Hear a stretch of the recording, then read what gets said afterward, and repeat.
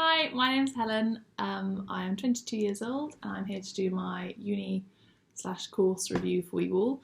So I graduated last year having studied geography at Oxford Brookes University for 3 years. It was a BSc, not a BA.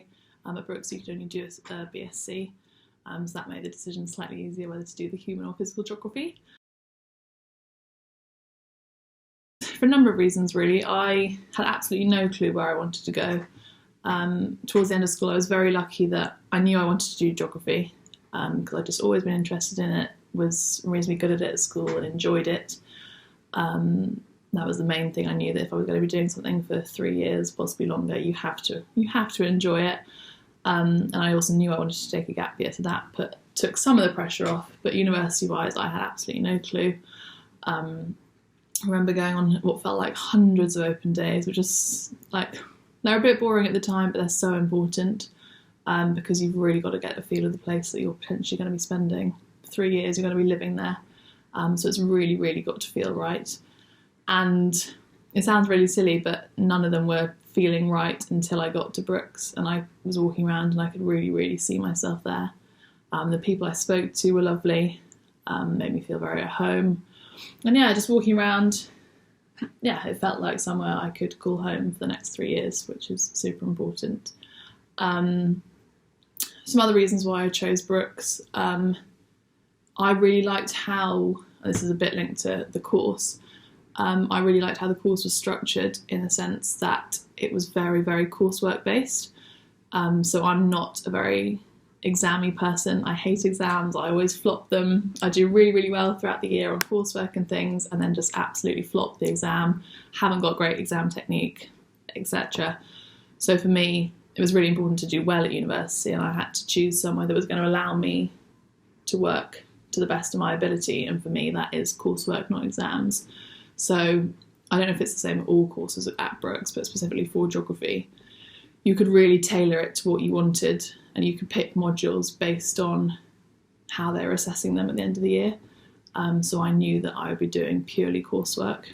And the way it worked out, I think in my whole 3 years I did 2 exams, which was still too many for my liking, but that was really important to me that I knew I would be doing well because that's the style of assessment that suits me.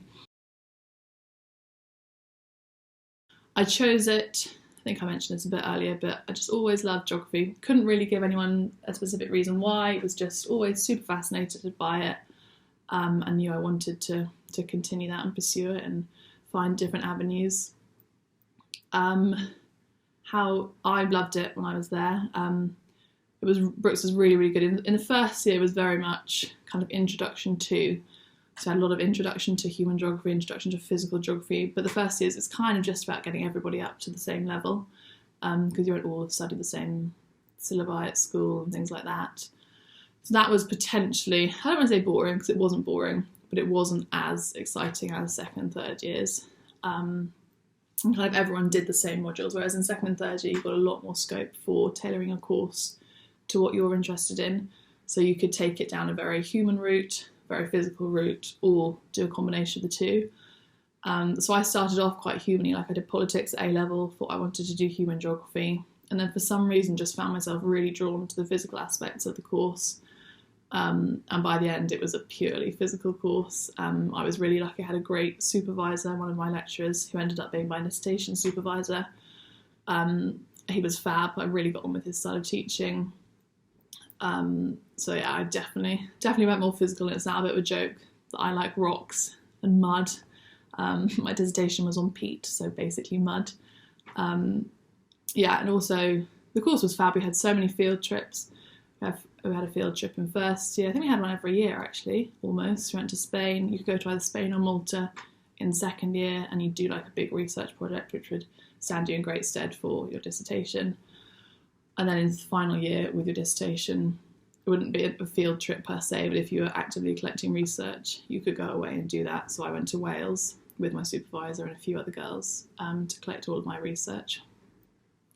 So it was definitely hard at times.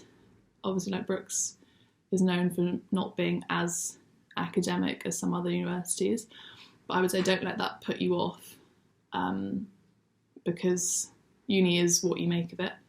So you could very easily not try very hard, not study, not do the stuff you're meant to do, and coast through with a not very good mark. Or you can actually try, pay attention, and like see what you can do and do really well, which is what I tried to do. Definitely still had fun, but when it came down to it, I worked hard. And there were bits that were difficult, definitely. But all in all, I loved it. Absolutely loved geography. It was very, very flexible in the sense of like choosing the modules, switching modules. If you found that one you didn't really like it, you had like I can't remember how many weeks it was now. We'd have a kind of grace period where you could try it, and if you didn't fancy it, switch to something else. The workload was fine. I think I had about 12 hours a week of contact time. So all of my lectures would be 2 hours, and you'd do 4 modules a semester. So at Brookes it's semesters, not terms. 2-hour lectures, and then you'd have all your extra additional reading time on top of that. So if you were doing all the reading set, which I definitely wasn't all of the time, it was quite a hefty workload, but completely manageable. You've just got to manage your time properly. And everyone works differently, but I'm not a last minute person. It makes me really, really stressed out and anxious. So I made sure to start everything as early as possible so that I knew I was giving it my best shot. And I definitely learnt towards the end of my 3 years how important like reading, especially for your dissertation, you need to read so much. And you might not use all of it, but it gives you such a kind of wider picture of what you're studying. How the lecturers, I really liked the lecturers. All of mine were fab. There were definitely some you don't get on with their style as much as others, and that's just personal preference. That's a kind of people-person thing. You can't really mitigate for that. If you're allowed to choose your modules, that can definitely be a factor. I know a lot of people say like it shouldn't matter about the teacher or the lecturer, but I think it is really important because you've got to be engaged with their content, especially if their lectures are long. Like when we had 2-hour lectures, if you're not going to be paying attention for that 2 hours, there's just no point in doing it. So I was very lucky, got on with all my lecturers well. And I remember being told in first year, like, use your lecturers, go and see them in their office hours. And it was such a daunting prospect, the idea of just rocking up to someone's office door and being like, hi. And you don't really know what to say, but by like definitely second year, friends is a bit of a stretch, but you are friendly with them. You go and see them, you just go and ask them about anything. If you're struggling, you email them or go and see them, and they will always be happy to speak to you. You've got to remember that you're doing a subject that they love, so they're going to want you coming and chatting, and it shows that you're interested, you're keen to do well, you're keen to learn more. So definitely use your lecturers. So the way workload and modules worked for my course, geography, was you would take 8 modules per year, so 8 every single year, 4 modules a semester. Brookes has semesters, not terms. Each of those, I had about 12 contact hours a week, so each lecture was 3 hours, which I never thought much of, but from talking to friends at other unis, they thought 3-hour lectures were crazy long. We would always have breaks, but they always felt very manageable to me. And then only, and this is quite common I think, only our second and third year counted. So the first year with a pass or fail, you had to pass it, but your grade itself didn't matter that much. However, I think it did help stand you in quite good stead, just for knowing where you're at. And also where Brookes is a bit different is, as well as having the usual degree classification, so first, 2-1, 2-2, all that kind of stuff, they have a GPA, so they use the American GPA system, so that's an average of all of your grades, and that does include first year. So me, being a bit of a goody two-shoes, did work hard in first year and did well, so that really helped my GPA towards the end, whereas other people that didn't like try as hard in first year had a bit of a lower, they might have still got a really high, 2-1 or whatever, but they had a lower GPA. So only your second year and final year counts. That would be 16 modules. And what was also really nice about Brookes was your lowest 2 marks would be discounted. So actually only 14 modules counted towards your final grade. So you could have one module that just wasn't your thing, you didn't get on with it, you didn't do very well in it, and it wouldn't count. So that was really, really nice. But yeah, workload was fine. It was very manageable. I liked that it was a campus in a town. So obviously Oxford with 2 universities, a very studenty city. It's got a really nice feel about it. And then Brookes has a campus. So it's got 3 campuses. All of my lectures are at the main one in Headington. There are 2 out. So there's Harcourt Hill, which is where kind of primary ed, all the teaching is over there, and then Wheatley, which is a bit further out, which is all about like economics, some mathsy things, engineering, that kind of genre. So all my lectures would be based in one place, but it didn't have that kind of bubble feel that a lot of other universities that I looked around had. And for me, I just didn't really like that. I grew up in quite a bubbly atmosphere. Wanted something different, like the idea that I could have all my lectures on a campus and then go out for the rest of my time.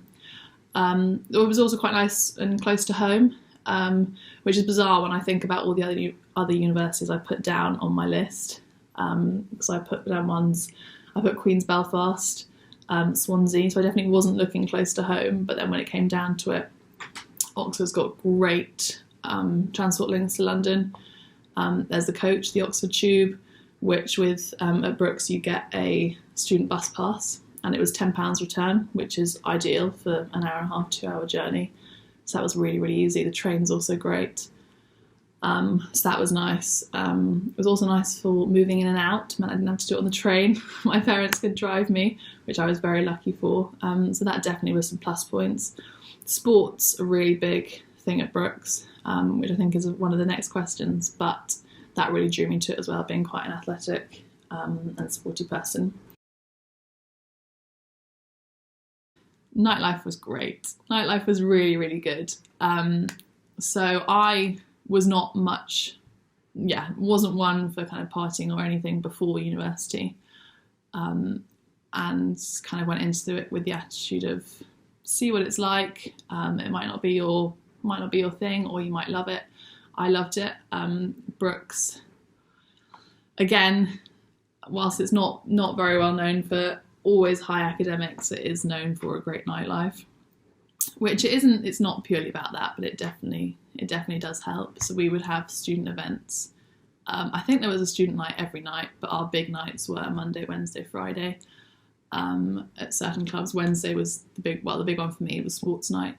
So that's when all the sports teams get together for socials. It's always fancy dress. There's always a theme, and you all go to one club. So that was really nice because you would see someone that was in your fancy dress and you'd know them, and that was just a really nice kind of feel. But as well as like if clubbing's not your scene, there are loads of lovely like bars, cocktail bars, restaurants, open mic, theatres, like museums. There's so much that if alcohol, drinking, partying isn't your scene, there is so much else you can do, and you definitely don't feel like you're missing out by not partaking in the kind of alcohol side of things. But yeah, I loved the nightlife. Really, really great fun. It was relatively cheap as well. I think most tickets would be £5. And then you would either buy drinks for what's called prees, so before the night out, or you can buy them in the club. That would often be more expensive. So I was always quite budget conscious, I like to think. So I wouldn't tend to drink in the club, but that would also mean I wouldn't have hangovers the next day, which was great because I always had 9 a.m. lectures, which is not ideal when you've been out. I always had lectures 9 a.m. on Thursday, which is just a killer after Fishies, our sports night. So I would always stop drinking so that I was feeling fresh next morning, because I'm a bit of a goody two-shoes and never wanted to skip lectures. A bit of a mixed bag, to be honest. I was so nervous but so excited. Didn't know anyone going to Brookes, which I really liked. Like I had friends that were going to Edinburgh, and they ended up all being on like the same landing, and they I didn't really like that. I liked that I was going to be completely on my own, making new friends, but it's super daunting. It's really, really scary. And my advice is you just got to throw yourself into everything. I think I was quite lucky having had the gap year. I was a bit more confident on being by myself and asking random people for help and stuff like that. But it's definitely daunting. I'm sure there were a few tears, but nothing major. I was really lucky that I felt at home very quickly. Didn't really get homesick. Didn't go home that much either, which I think, obviously everyone's different, but for me that was super important. I had a friend that would go home almost every weekend. I think she went home actually every weekend. And I just think you're missing out on so much, because weekends is when you haven't got lectures. That's the time to build those friendships, join those sports teams, join those societies, do whatever. So I think it's important, even if you're absolutely hating it and you really, really want to go home, that can often be the worst thing to do, because then you don't want to come back, and it's all just really, really hard. But I was lucky. Really enjoyed my first year. Didn't really have too many issues. Yeah, I really liked my accommodation. So mine was a bit interesting actually. My parents did all of my balloting because I was away travelling whilst it all came out. So when I found out which accommodation I'd got, I was a bit scared because I'd never heard of it. I think it was like my third choice on the ballot paper. I knew it was a bit further out from the campus than I would have perhaps preferred. But I think it was the best thing that could have happened, because it really forced me to leave the accommodation and go and make friends. Because there's one, the really popular one is called Cheney, which is literally right next door to the sports centre, 5 minutes from your lectures. But it's called Cheney Student Village, and it's got a very villagey feel. A lot of people don't leave it, as awful as that sounds. They just stick with like their flats and their accommodation. Whereas me, I was in one called Paul Kent, a bit further out. So I had to make the effort to go into campus, go and see people at different accommodations, which I think really helped me. The accommodation itself was great. I had an ensuite, was super, super lucky. And it was cheaper because it was further out, whereas it was cheaper than some of the non-ensuites closer to campus. That was a real bonus. All single rooms, shared kitchens. So it was a flat of 6. I was 3 girls, 3 boys, all doing completely separate courses. That was really nice. And I'm still in contact with them today. One of the guys is a really, really close friend of mine still. So that's lovely that we had kept in contact. We had a cleaner once a week to do the communal area, like the kitchen.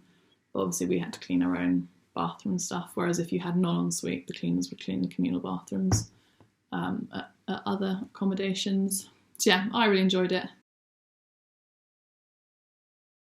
Oh my goodness, that's a really tough one. Favourite thing, it's not really about the university per se, but the people I met. I have made some of them best friends there. And that is down to the university, because it brings you together. Like, I joined sports teams. That's where I met most of my friends, but also course friends. So yeah, just the people it kind of brought me into contact with, and that's friends, but it's also like lecturers. My DIS supervisor I was really lucky to get on super well with, and he actually invited me to go on research with him. So he was doing some active research in Spain, in the Pyrenees, and he invited me and one of my course friends to go with him and take part in that research, which was an amazing opportunity. So yeah, favourite thing, favourite thing, probably sports teams, but the second is like the people it brought me into contact with. Yes, so much. Oxford is incredible for things to do. In Oxford itself, you've got so much history. You can go and see Oxford University, go and see all the colleges, the university parks. Portman Meadows are like a beautiful open space. It's a meadow for walks, cycling, runs. People swim there in the summer as well, in the river. There are loads of lovely pubs, museums, art galleries. Ashmolean, really famous museum. There's another one which I Pitt Rivers, Natural History Museum. So much, so much. all the restaurants. Yeah, as I said earlier, like karaoke bars, piano. There's a piano bar called Sandy's, really, really cool. And then you can go further afield, like we're not too far away from the Cotswolds if you fancy like a little adventure out there. Yeah, so much to do. Theatre, yeah, I can't list them all, but yeah, loads to do. Throw yourself into everything, which is daunting as anything when you first start, but I went to the Freshers' Fair and I literally, I just walked snaked up and down all the tables and didn't sign up for everything, because some, you're just not going to enjoy. But even if you're like, oh, maybe, sign up, take the leaflet. Doesn't mean you're committed, doesn't mean you even have to do the taster session, but it's something. So I think I came away with so many random bits of paper and leaflets and freebies, and it's great for freebies. The bags, pens, highlighters, everything. And I remember I was really quite jam-packed for my first few weeks of first year, and then I kind of narrowed it down to things I wanted to do. So I signed up for a musical theatre choir because I sang back at school, so really wanted to keep that going, but not in a kind of choral sense, just a kind of bit of fun. So I did that for all my 3 years. Made some incredible friends, was on committee, so I was social sec for my second and third year, so that was really cool. That wouldn't have happened if I hadn't have signed up for a Freshers' Fair. What else did I sign up for? I think some volunteering opportunities, everything. Just sign up for anything and everything, the most random things. It's a great way to discover new hobbies, interests, talents. It's a great way to meet people. They're always super friendly. You can just have a chat with them. And it's also a great way of knowing people in different years. So obviously on your course, you only know your year. So societies are a great way of expanding your friendship group. So obviously not everybody is sporty, but if you are even the tiniest bit sporty, go to the sports fair, sign up again for everything and anything, all the random ones. So I was a swimmer back at school, so I also signed up for swimming. Absolutely adored that, done that all 3 years. They're probably my closest friends. All my closest friends are from swimming. We also expanded into water polo in my second year, so I had like a second group of friends from that. But I signed up for rowing. My dad was a rower, and he went to Oxford, so that was a bit of a tie. But also Oxford, I feel like you've kind of got to try it, and it helps. I'm quite tall, so I really enjoyed that in my first year. I didn't carry that on because it was quite a big commitment, which just didn't work with swimming, choir, work, everything else. I had lacrosse, netball, because I'd done that at school. I thought, could carry that on. And they had all sorts. There are so many random ones. So yeah, just sign up for everything. And sports is a great way for getting that like close-knit group of friends, because you see them at training. They have socials, and not all socials are purely surrounding drinking, which is great if that's not your thing. So yes, definitely advice for first is sign up for anything and everything. You can always say no later, but you can join some. Like I had a friend that joined hockey in her final year, like that's really, really cool. But it's much easier to kind of say no and narrow it down once you've figured out what you actually want to do and what your timetable's like as well, because it doesn't always fit. It can be quite expensive. I think when I first joined, we'd just come on par with London in terms of living costs. So it can be quite expensive, but there are lots of student discounts available. My food shop, I would do like a big one. I was quite good at bulk cooking, so I do a massive, Tesco was our big one, massive Tesco shop. There'd probably be about £30, and that would last me for 2 weeks, because I do like a massive spaghetti bolognese. That would be kind of 3-4 meals. So I was big on the bulk cooking, which definitely helps keep your costs down. Also, like make your own lunches. Don't buy on campus because it's always going to be more expensive. I think if you're budgeting, always budget more in the first few weeks because you're signing up for stuff. Most societies and sports will have a joining up fee to cover all their costs. They won't be very much. Like Fortune Singers, my musical theatre choir, I think it was a £5, maybe £10. So that was for the whole year. That was hardly anything. Sports might be a bit more. So that will take a heavy hit in the first bit. But Yeah, I had friends that lived on like £70 a week, and I had friends that lived on much more. So it's very like personal to you and what you want to be doing. So you just kind of got to figure out. And it also depends whether you've got a student loan or whether your parents are helping, or whether you're going to get a job. A lot of my friends got jobs. I didn't get a job, like a normal job, like working in Tesco, but I was a student ambassador. So I would go on all the open days, talk to people, because I'm a big people person, like chatting, and Brookes is one of my favourite topics, so I enjoyed talking about it, and we got paid for that, and we actually got paid really, really well. It could be up to £11 an hour, which for a student was amazing. So that was a nice kind of earner on the side. So yeah, I hope that has given you a bit of an insight into Oxford Brookes. I loved it, absolutely loved it. It was the best 3 years of my life, which I know is a classic uni cliche, but it really, really was. Couldn't have been happier. Was so glad I picked it. So yeah, thank you for watching.